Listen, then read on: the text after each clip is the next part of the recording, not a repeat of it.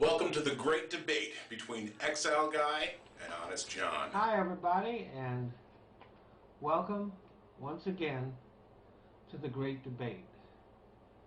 Thank you for your questions. And remember, there's no subject too small or too big that Exile Guy won't try to answer it. So just put your questions in the comments section or post them as video responses, and we will answer them. And by the way, I know some of you are wondering when we're going to get to your questions. Please be patient. We're working on it. Now, John Paul Prime wants to know what we're going to do about this country's dependence on oil. And that is a tough one. I mean, we've been depending on oil for a long time, and every time we said we were going to change our ways, we haven't. But my answer starts with taxing the rich. We have to raise taxes on the rich, use some of that money to pay off our national debt, some of it for infrastructure, and some of it for research. Let me tell you something. The fuel of the future hasn't even been dreamed of or conceptualized yet. And it's not going to happen unless we get our shit together. We spend less than 3% of our budget on research. That's fucking ridiculous. The Chinese and the Russians are spending a whole lot more. The only way we're going to develop the things we need to develop for the future is if we give our scientists huge chunks of money and let them go fucking crazy. I hope that answers your question. Well, John, that's a good answer.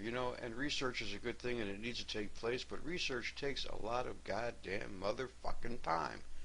And it needs to be done, and we'll go ahead and do that. But the real problem is there's too many motherfucking people here, okay?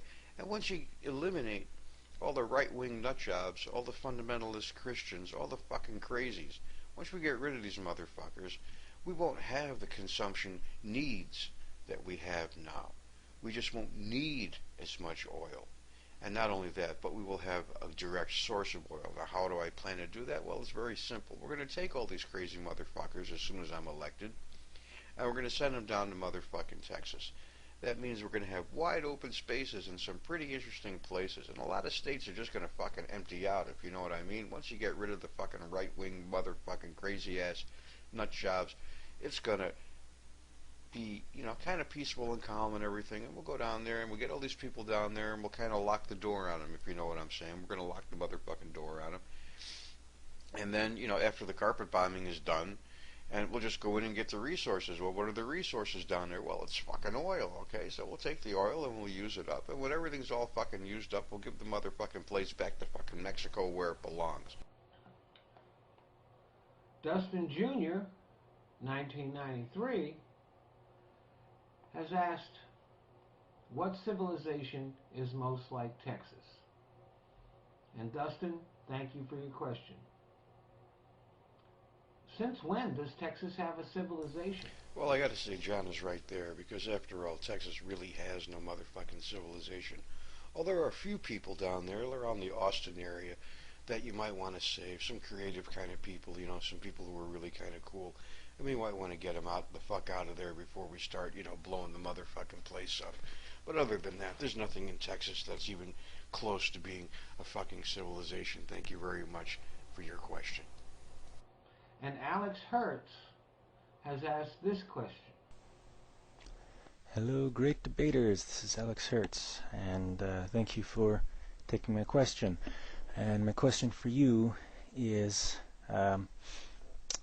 Congress is broken in a great many ways, and a specific way that always comes to mind is that if the Republicans don't get everything they want and then some, they throw a temper tantrum and filibuster everything, and then at some point the Democrats will cave in and give them everything they want and then some, which only serves to reinforce the behavior.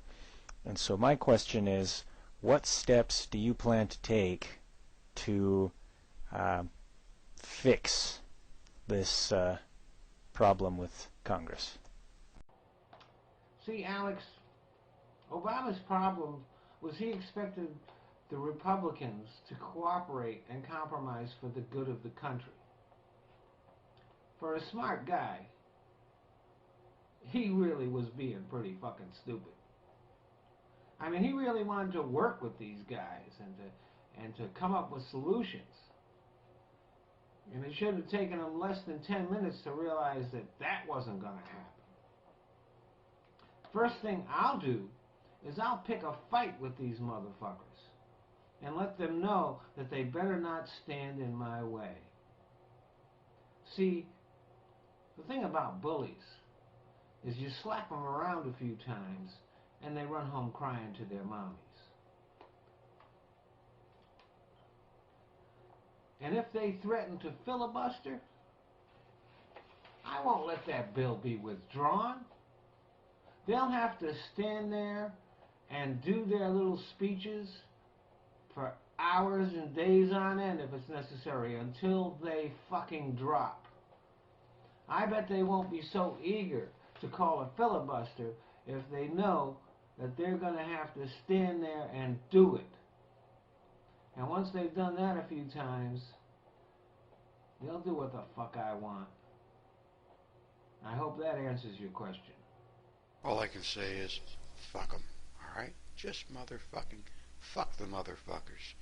Do what you gotta motherfucking do.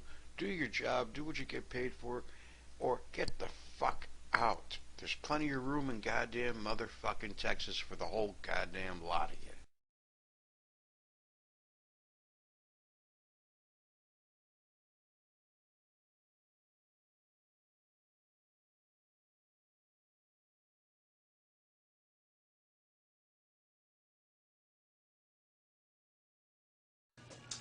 Thank you all for watching The Great Debate, and don't forget to vote.